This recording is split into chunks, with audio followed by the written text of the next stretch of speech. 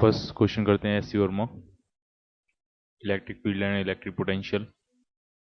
Figure shows some of the electric field lines corresponding to an electric field. एक electric field है, उसको represent कर रहे हैं यहाँ पे ये फिगर। ये इलेक्ट्रिक फील्ड लाइंस हैं। ये लाइन एक ऐसे जाके ऐसे जा रही है, एक स्ट्रेट लाइन है और एक लाइन ऐसे कर्व होकर ऐसे जा रही है। ठीक है, तो इसमें आपको 3 पॉइंट्स दिए हैं। जो फर्स्ट पॉइंट है, जो फर्स्ट रीजन है, फर्स्ट रीजन में जो पॉइंट है वो पॉइंट ए है, और इस मिडिल वाले रीजन में जो पॉइंट है वो पॉइंट बी है, और इस सी वाले रीजन में जो पॉइंट है वो पॉइंट सी है। ठीक है, तो आपको बताना है कि क्या होगा, इलेक्ट्रिक फील्ड ए पे ज़्यादा होगा कि बी पे ज़्यादा होगा कि सी पे ज़्यादा होगा, ए के बाद बी का नंबर बी ए से ए पे सबसे ज़्यादा होगा, उससे कम बी पे होगा, उससे कम सी पे होगा, या फिर रिवर्स होगा, या तीनों पे बराबर होगा, कुछ ऐसा आपको बताना है। ठीक है, तो एक पॉइंट हमें पता होता है कि जो इलेक्ट्रिक फील्ड की स्ट्रेंथ होती है, जो इलेक्ट्रिक फील्ड का मैग्नीट्यूड होता है, वो रिलेटिव सेपरेशन के इनवर्सली प्रोपोर्शनल होता है। Relative separation between lines. Relative separation between lines. ठीक है, लाइंस जितना क्लोज होंगी, जिनका जितना उनका रिलेटिव सेपरेशन कम होगा, लाइंस जितना क्लोज होंगी, इलेक्ट्रिक फील्ड स्ट्रेंथ उतनी ही ज्यादा होगी। लाइंस जितना दूर होंगी, इलेक्ट्रिक फील्ड स्ट्रेंथ उतनी ही कम होगी। ठीक है, तो यहाँ पे ए पॉइंट पर, ए रीजन में, जिस जिस रीजन में पॉइंट ए है और जिस रीजन में पॉइंट सी है, इन दोनों में मुझे ऐसा लगता है कि रिलेटिव सेपरेशन सेम है। जो रिलेटिव सेपरेशन यहाँ है वही रिलेटिव सेपरेशन यहाँ है। तो इसका सीधा सा मतलब हुआ जो इलेक्ट्रिक फील्ड स्ट्रेंथ ए पर होगी वही इलेक्ट्रिक फील्ड स्ट्रेंथ कहाँ पे होगी, सी पे। क्लियर। और यहाँ पर रिलेटिव सेपरेशन ज्यादा है, दो लाइन्स के बीच में रिलेटिव सेपरेशन ज्यादा है, तो इलेक्ट्रिक फील्ड स्ट्रेंथ कम होगी। ठीक है, तो इन दोनों की सबसे ज्यादा जो इलेक्ट्रिक फील्ड स्ट्रेंथ होगी वो ए पे और सी पे होगी। ठीक है, ए पे और सी पे ज्यादा इलेक्ट्रिक फील्ड स्ट्रेंथ है, बी पे कम है। ठीक है, तो ये आपका ग्रेटर देन हो जाएगा electric field strength at B. Clear. Second question करते हैं। When the separation between two charges is increased, the electric potential energy of the charges increase, decrease, remains the same, may increase or may decrease। ठीक है, तो question कुछ ऐसे कह रहे हैं कि दो चार्जेस हैं। मान लिया एक चार्ज है आपके पास Q1 और जो दूसरा चार्ज है वो है Q2, और सेपरेशन के बीच में मान लिया क्या है R। ठीक है, तो इस सिस्टम की जो इलेक्ट्रिक पोटेंशियल एनर्जी होगी U, वो हो जाएगी आपके पास K Q1 Q2 upon R। अब बस ये कह रहे हैं कि अगर हम R इंक्रीज करें, ठीक है, तो पोटेंशियल एनर्जी पे क्या इफेक्ट पड़ेगा। ठीक है, तो इस बात पर डिपेंड करेगा कि ये जो टर्म लिखा हुआ है ऊपर के Q1 Q2, ये पॉजिटिव है कि निगेटिव है। ऐसे समझो, अगर मान लिया दोनों चार्जेस सेम सेम कैरेक्टरिस्टिक के हैं, ठीक है, दोनों सिमिलर चार्जेस हैं, लाइक चार्जेस हैं दोनों, या तो दोनों पॉजिटिव हैं या दोनों निगेटिव हैं। ठीक है, तो अगर दोनों लाइक चार्जेस हैं, जब लाइक चार्जेस होंगे तो Q1 इंटू Q2 का जो प्रोडक्ट है, K भी लिख लेते हैं इसमें, K Q1 इंटू Q2 का प्रोडक्ट है, वो कैसा होगा, पॉजिटिव। ठीक है, और अगर ये पॉजिटिव है और जैसे जैसे आप R बढ़ाते जाओगे तो R की वैल्यू ज़्यादा है तो आप डिवाइड करते रहोगे, और ज़्यादा वैल्यू से डिवाइड करोगे तो पोटेंशियल एनर्जी क्या होती जाएगी, कम होती जाएगी। ठीक है, तो R इंक्रीज करने पर पोटेंशियल एनर्जी क्या करेगी, आपकी डिक्रीज करेगी। लेकिन अगर अनलाइक चार्जेस हैं दोनों, लेकिन अगर दोनों अनलाइक चार्जेस हैं तो जो प्रोडक्ट है के Q1 Q2 का वो निगेटिव रहेगा, निगेटिव वैल्यू। ठीक है, अब आप समझो, जैसे मान ली निगेटिव वैल्यू है, ठीक है, और हमने आर की कोई वैल्यू डाली और पोटेंशियल एनर्जी आ गई मान लिया -10 जूल। ठीक है, क्लियर। Q1 इंटू Q1 और जो Q2 है वो दोनों अनलाइक चार्जेस हैं, तो उनका जो प्रोडक्ट होगा वो नेगेटिव आएगा, और जब प्रोडक्ट नेगेटिव आएगा तो जो पोटेंशियल एनर्जी है वो भी कैसी आएगी, आपकी पोटेंशियल एनर्जी कैसी आएगी, नेगेटिव आएगी। ठीक है, तो मान लिया पोटेंशियल एनर्जी आएगी -10 जूल। ठीक है, अब मैंने R को इंक्रीज किया, जब R को इंक्रीज करेंगे तो R से आप डिवाइड कर रहे हो, जिससे डिवाइड करो इंक्रीज करेंगे तो पूरा जो मैग्नीट्यूड है वो डिक्रीज करना शुरू हो जाएगा। तो मान लिया अब पोटेंशियल एनर्जी होगी -5 जूल। ठीक है, R को मैंने डबल कर दिया, यहाँ पे मान लिया R था A, कुछ भी वैल्यू, कोई भी वैल्यू, और यहाँ पे R था 2A, डबल कर दिया मैंने। डबल कर देंगे तो मैग्नीट्यूड क्या हो जाएगा, हाफ हो जाएगा, क्योंकि R से हम क्या कर रहे हैं, डिवाइड कर रहे हैं। ठीक है, तो अब मैग्नीट्यूड हाफ हो गया, तो अब कितनी होगी, -5 जूल। तो अब आपको ये बताना है ये पोटेंशियल एनर्जी -10 से -5 जूल हुई है R को इंक्रीज करने पे, ये पोटेंशियल एनर्जी डिक्रीज हुई है कि इंक्रीज हुई है। तो यहाँ से डेफिनेटली पता लग रहा है ये -10 कम होता है, -5 ज्यादा होता है, तो ये पोटेंशियल एनर्जी क्या हुई है, इंक्रीज हुई। क्लियर, -10 से -5 पहुंची तो पोटेंशियल एनर्जी क्या हुई है, इंक्रीज। ठीक है, तो अब इस केस में क्या हो रहा है कि जैसे जैसे आप आर बढ़ाते जा रहे हो, पोटेंशियल एनर्जी क्या होती जा रही है, पोटेंशियल एनर्जी भी क्या होती जा रही है, इंक्रीज होती जा रही है। ठीक है, तो बॉटम लाइन ये है कि अगर दोनों लाइक चार्जेस हैं तो पोटेंशियल एनर्जी डिक्रीज करेगी आर बढ़ाने पे, और अगर दोनों अनलाइक चार्जेस हैं तो आर बढ़ाने पे पोटेंशियल एनर्जी इंक्रीज करेगी। आप इसको ऐसे भी समझ सकते हो, ठीक है। अगर सिस्टम को मूवमेंट देने में वर्क करना पड़ रहा है, अगर सिस्टम को मूवमेंट देने में वर्क करना पड़ रहा है, तो वो वर्क जो है वो क्या करेगा, उसकी पोटेंशियल एनर्जी को इंक्रीज कर देगा। वो जो वर्क है वो किस फॉर्म में जाके स्टोर होगा, इंक्रीज इन पोटेंशियल एनर्जी की फॉर्म, ठीक है। तो अगर सिस्टम को मूव कराने में वर्क करना पड़ रहा है तो पोटेंशियल एनर्जी इसका मतलब डेफिनेटली इंक्रीज कर रही होगी। और अगर सिस्टम अपने आप ही मूव कर जा रहा है बिना किसी वर्क करे, ठीक है, अपने आप ही आपने बस उसको रिलीज कर दिया और वो अपने आप ही मूव कर गया, तो इसका मतलब पोटेंशियल एनर्जी डिक्रीज कर रही होगी। अगर स्पॉन्टेनियस प्रोसेस है तो पोटेंशियल एनर्जी डिक्रीज कर रही होगी, और अगर आपको वर्क करना पड़ रहा है उस प्रोसेस को कराने के लिए तो पोटेंशियल एनर्जी इंक्रीज कर रही होगी, ठीक है। तो आप अगर यहाँ देखो, अगर लाइक चार्जेस हैं दोनों, तो आपको डिस्टेंस बढ़ानी नहीं पड़ेगी, आप बस इनको छोड़ दो, ये आपस में एक दूसरे को रिपेल करके अपने आप ही डिस्टेंस बढ़ा लेंगे, ठीक है। तो ये स्पॉन्टेनियस प्रोसेस है। अब सिंस ये स्पॉन्टेनियस प्रोसेस है तो पोटेंशियल एनर्जी क्या कर रही है इसमें, डिक्रीज, ठीक है। लेकिन अगर ये अनलाइक चार्जेस होते, अनलाइक एक पॉजिटिव होता और एक मान लिया कैसा होता आपका नेगेटिव, ठीक है, अनलाइक चार्जेस होते, ठीक है, तो इनके बीच का सेपरेशन बढ़ाने के लिए आपको इनको खींच के दूर करना पड़ता, क्योंकि ये दोनों एक दूसरे को क्या कर रहे होंगे, अट्रैक्ट, ठीक है। तो आपको वर्क करना पड़ेगा इनको दूर दूर हटाने के लिए, इनको, और इनके बीच में सेपरेशन इंक्रीज करने के लिए आपको वर्क करना पड़ेगा। वो वर्क क्या करेगा, जाके पोटेंशियल एनर्जी की फॉर्म में जाके स्टोर हो जाएगा। इसका मतलब पोटेंशियल एनर्जी इसमें क्या करेगी, इंक्रीज करेगी। क्लियर।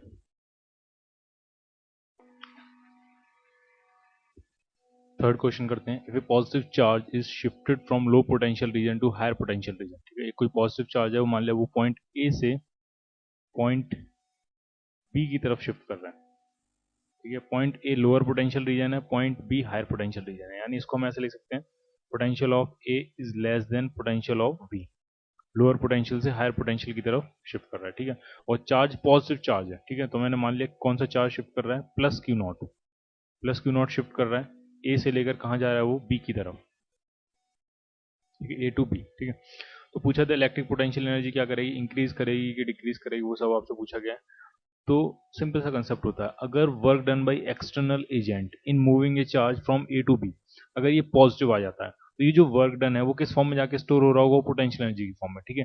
तो अगर वर्क डन पॉजिटिव है इसका मतलब पोटेंशियल एनर्जी इंक्रीज कर रही होगी, लेकिन अगर ये वर्क डन नेगेटिव आ जाता है तो इसका मतलब पोटेंशियल एनर्जी डिक्रीज कर रही होगी, ठीक है। तो वर्क डन का फॉर्मूला क्या होता है, आप क्यू नॉट चार्ज को मूव करा रहे हो तो Q not into final point का पोटेंशियल माइनस इनिशियल पॉइंट का पोटेंशियल, ठीक है। तो चार्ज पॉजिटिव है, ये वाला टर्म तो पॉजिटिव ही है, और ये वाला टर्म आपको देखना है कि फाइनल पोटेंशियल जो है वो हायर पोटेंशियल है, यानी वी ज़्यादा है वी ए से, तो ये वाला टर्म भी कैसा जाएगा, पॉजिटिव, और positive into positive, final answer क्या मिलेगा आपको, पॉजिटिव, ठीक है। फाइनल आंसर क्या मिलेगा आपको, पॉजिटिव। इसका मतलब work done by external agent positive है, इसका मतलब पोटेंशियल एनर्जी क्या कर रही होगी आपकी, इंक्रीज कर रही होगी। तो कौन सा पार्ट हो जाएगा इसमें, ए पार्ट। फोर्थ क्वेश्चन, ये अच्छा क्वेश्चन है। Two equal positive charges are kept at points A and B, दो इक्वल पॉजिटिव चार्ज हैं, ये प्लस क्यू और ये प्लस क्यू, इनको दो पॉइंट्स पे रखा गया, ए पे और बी पे।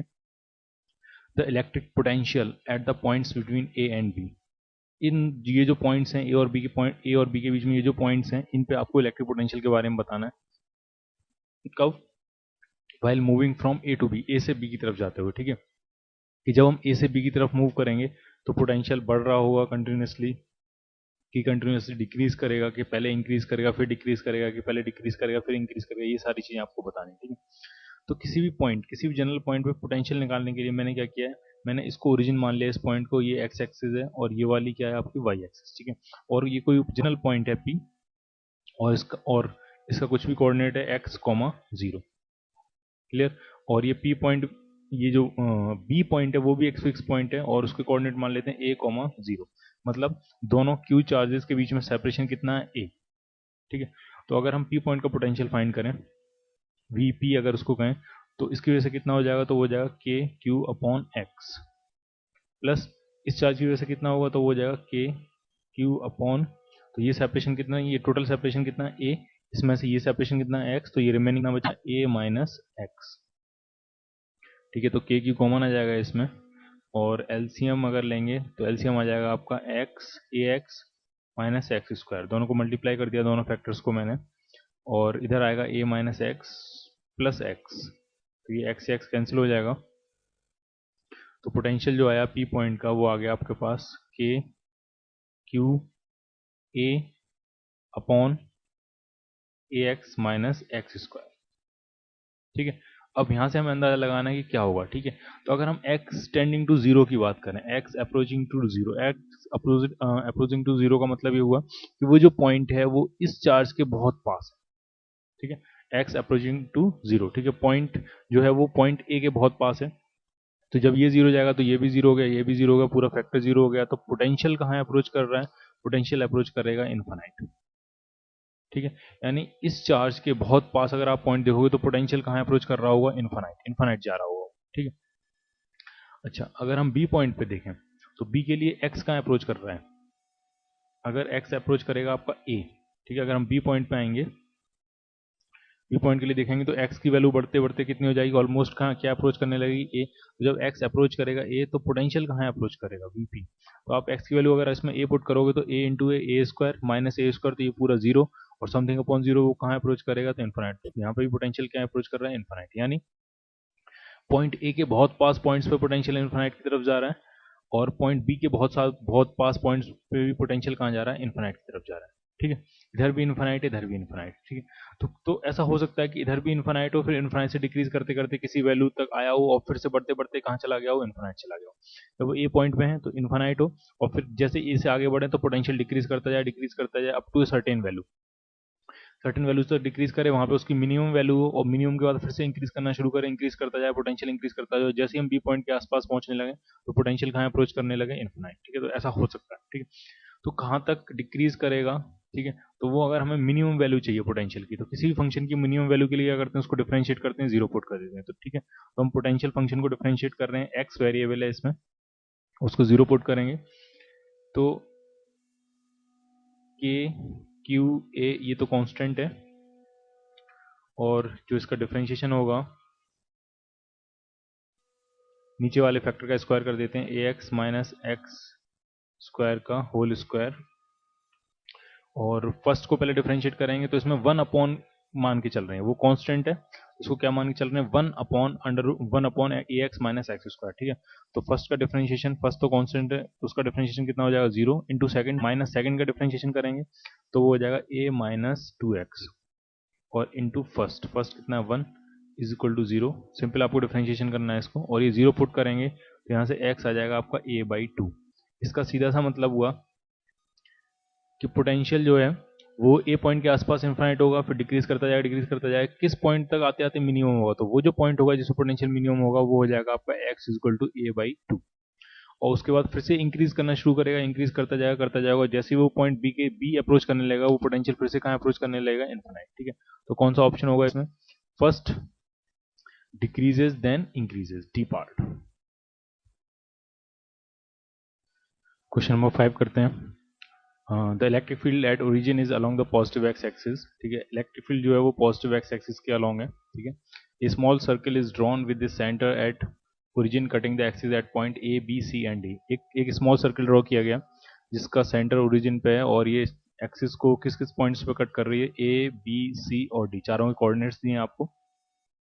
और पूछा out of the points on the periphery of the circle the potential is minimum at, किस पॉइंट पे जो पोटेंशियल है वो मिनिमम होगा, ठीक है। तो इलेक्ट्रिक फील्ड इस तरफ है, तो अगर हम इलेक्ट्रिक फील्ड अगर इस तरफ और दो पॉइंट्स पकड़े हैं तो जो इधर पॉइंट होगा और एक पॉइंट हमने इधर पकड़ा है, ठीक है। तो ये हायर पोटेंशियल पे होगा, ये लोअर पोटेंशियल पे होगा, ठीक है, क्योंकि इलेक्ट्रिक फील्ड लाइंस जो होती हैं वो हायर पोटेंशियल से लोअर पोटेंशियल होती है, ठीक है। तो यहाँ से मुझे देखने में ऐसा लग रहा है कि जो बी पॉइंट का पोटेंशियल होगा वही डी पॉइंट का पोटेंशियल होगा, potential at B must be equal to potential at D, ठीक है। अच्छा, अब सी और ए में अगर कंपेयर करें तो सी का पोटेंशियल सबसे ज्यादा होगा और ए का पोटेंशियल सबसे कम होगा, क्योंकि इलेक्ट्रिक फील्ड लाइंस होती हैं हायर से लोअर पोटेंशियल। तो जितना जितना पॉइंट आपका राइट डायरेक्शन में शिफ्ट होता जाएगा उतना पोटेंशियल कम होता जाएगा, जितना पॉइंट लेफ्ट डायरेक्शन में शिफ्ट होता जाएगा उतना पोटेंशियल आपका इंक्रीज होता जाएगा, ठीक है। क्लियर है? तो सबसे ज्यादा पोटेंशियल होगा सी पॉइंट का, उससे कम पोटेंशियल होगा बी पॉइंट का, और बी का वही पोटेंशियल होगा जो डी का होगा, और उससे कम पोटेंशियल होगा आपका ए पॉइंट का। लोएस्ट द मिनिमम पोटेंशियल जो होगा वो किस पॉइंट पे होगा? ए पॉइंट पे। क्लियर? क्वेश्चन नंबर 6 काफी आसान है ये। If a body is charge by rubbing its weight, अगर रब करने से कोई ऑब्जेक्ट को चार्ज किया गया आपने रब करके, ठीक है, तो दो चीजें होंगी, या तो उससे इलेक्ट्रॉन्स बाहर निकल गए होंगे या फिर उसके अंदर इलेक्ट्रॉन्स आ गए होंगे रब करने से, ठीक है। अगर वो रब करने से पॉजिटिवली चार्ज हो गई है तो इसका मतलब उसमें से इलेक्ट्रॉन्स रिमूव हो गए होंगे, और अगर वो रब करने से नेगेटिवली चार्ज हो गई तो उसके अंदर इलेक्ट्रॉन्स आ गए होंगे, ठीक है। तो अगर इलेक्ट्रॉन्स रिमूव हो जाएंगे तो उसका वेट स्लाइटली डिक्रीज कर जाएगा, और अगर इलेक्ट्रॉन्स उसके अंदर आ गए होंगे तो वेट स्लाइटली इंक्रीज कर जाएगा, ठीक है। तो कौन सा ऑप्शन हो जाएगा इसमें? डी पार्ट में इंक्रीज स्लाइटली। कब?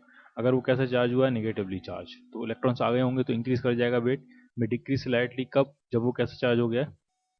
Positively charge. Clear? Question number 7, an electric dipole is placed in uniform electric field. एक इलेक्ट्रिक डायपोल को रख रहे हैं हम यूनिफॉर्म इलेक्ट्रिक फील्ड में। तो मान लिया ऐसे कुछ यूनिफॉर्म इलेक्ट्रिक फील्ड है। यूनिफॉर्म इलेक्ट्रिक फील्ड का मतलब होता है straight parallel equidistant electric field lines, ठीक है। तो मान लिया ये यूनिफॉर्म इलेक्ट्रिक फील्ड है, यूनिफॉर्म इलेक्ट्रिक फील्ड है, और इसमें एक डायपोल को आपने रखा है, ठीक है। किसी एक डायपोल को इसमें रखा है, मान लिया ये रहा आपका डायपोल। एक पॉजिटिव चार्ज होगा प्लस क्यू, और एक मान लिया इस पर कैसा चार्ज होगा? नेगेटिव चार्ज होगा, ठीक है। तो हमें पता है पॉजिटिव चार्ज पे जो फोर्स लगता है वो in the direction of electric field लगता है, तो यानी इस पर जो फोर्स लग रहा होगा क्यू ई इस तरफ लग रहा होगा, और नेगेटिव चार्ज पे जो फोर्स लगता है वो opposite to the direction of electric field लगता है, तो क्यू ई इस तरफ लग रहा होगा, ठीक है। और नेट फोर्स अगर हम पूछेंगे इस पर नेट फोर्स कितना है, तो नेट फोर्स हमेशा डायपोल अगर यूनिफॉर्म इलेक्ट्रिक फील्ड में रखा है तो उस पर नेट फोर्स हमेशा कितना होता है? 0, ठीक है। इसमें क्या आंसर हो जाएगा इसका? ए पार्ट। क्वेश्चन नंबर 8 करते हैं। Consider the situation of the figure. Person is taking a point charge from P to A is WA। एक पॉइंट चार्ज को लेके आ रहे हैं हम P से A तक। P से A तक अगर लेके आएंगे तो जो वर्क डन है वो W है। P से B तक लाने में जो वर्क डन है वो WB है, और P से C तक लाने में जो वर्क डन है वो WC है, ठीक है। और किसी भी पाथ से लेके आओ उस पाथ पर डिपेंड नहीं करेगा, क्योंकि इलेक्ट्रोस्टैटिक फोर्स कंजर्वेटिव फोर्स होता है WB, और ये C तक लाने में वर्क डन WC है, ठीक है। तो पूछा है कौन सा ज्यादा होगा कौन सा कम होगा, ठीक है। तो P पॉइंट तो सेमी पॉइंट है, सेमी पोटेंशियल होगा उस पॉइंट का, ठीक है। तो जो वर्क डन का फॉर्मूला होता है वो बेसिक होता है, किसी भी जिस पॉइंट चार्ज को ला रहे हो वो Q not into final point का पोटेंशियल माइनस इनिशियल पॉइंट का पोटेंशियल, और इनिशियल पॉइंट तीनों केसेस में क्या है? P, ठीक है। अब जरा आप देखो, अगर इनिशियल पॉइंट तो सेम है P तीनों केसेस में, अच्छा इस केस में इनिशियल फाइनल पॉइंट A है, इस केस में फाइनल पॉइंट B है, इस केस में फाइनल पॉइंट C है, ठीक है। अब सिंस ये तीनों एक सर्किल पर लाई करते हैं और जो ये डिस्टेंस है वही डिस्टेंस ये है और वही डिस्टेंस ये है, तो जो ए पॉइंट का पोटेंशियल होगा वो भी कितना होगा? के क्यू अपॉन आर। अगर ये मान लिया डिस्टेंस आर है, जो बी पॉइंट का पोटेंशियल होगा वो भी होगा के क्यू अपॉन आर, क्योंकि ये वाली डिस्टेंस भी क्या है? आर, और ये वाली डिस्टेंस भी आर है, तो सी पॉइंट का भी पोटेंशियल क्या होगा? के क्यू अपॉन आर, ठीक है। तो अगर हम देखें पोटेंशियल एट ए तो वही होगा जो पोटेंशियल एट बी होगा, वही होगा जो पोटेंशियल एट सी होगा, और वो होगा कितना? तो हो जाएगा के क्यू अपॉन अगर आर क्या है? उस सर्किल की है रेडियस है, ठीक है।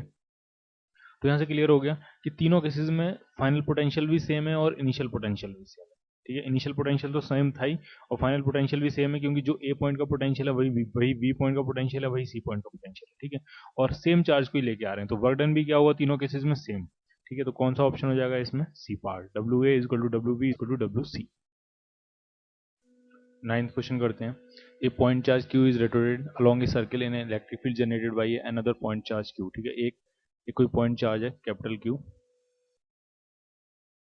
और इसका इलेक्ट्रिक फील्ड होगा, ऐसे इलेक्ट्रिक फील्ड होता है इसका रेडियली आउटवर्ड, और इस इलेक्ट्रिक फील्ड में एक और पॉइंट चार्ज है, उसको रोटेट कर रहा है किसी सर्किल में, ठीक है। तो मैंने कुछ ऐसे बना लिया है, और एक और पॉइंट चार्ज है, और वो पॉइंट चार्ज दिया आपको स्मॉल क्यू, और वो circle along a circular path rotate कर रहा है वो, और वापस उसी पॉइंट पे लौट के आएगा जिस पॉइंट से चल रहा है वो। और पूछा है work done by electric field on the rotating charge in one complete revolution. एक कंप्लीट रिवॉल्यूशन कितना वर्क करेगा, ठीक है। तो इसमें सीधा सा कंसेप्ट है कि इस जब एक कंप्लीट रिवॉल्यूशन हो गया तो जो इनिशियल पॉइंट है वही क्या होगा? Final point. तो जो उसका डिस्प्लेसमेंट वेक्टर होगा वो जीरो हो जाएगा, और डिस्प्लेसमेंट जीरो है तो वर्क डन भी क्या हो जाएगा? जीरो, क्योंकि ये कंजर्वेटिव फोर्स है।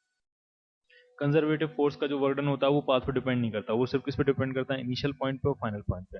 अब सिंस एक कंप्लीट रिवॉल्यूशन हो गया तो जो इनिशियल पॉइंट है वही फाइनल पॉइंट है, तो डिस्प्लेसमेंट कितना हो गया? जीरो। डिस्प्लेसमेंट जीरो हो गया तो वर्क डन भी कितना हो जाएगा? जीरो।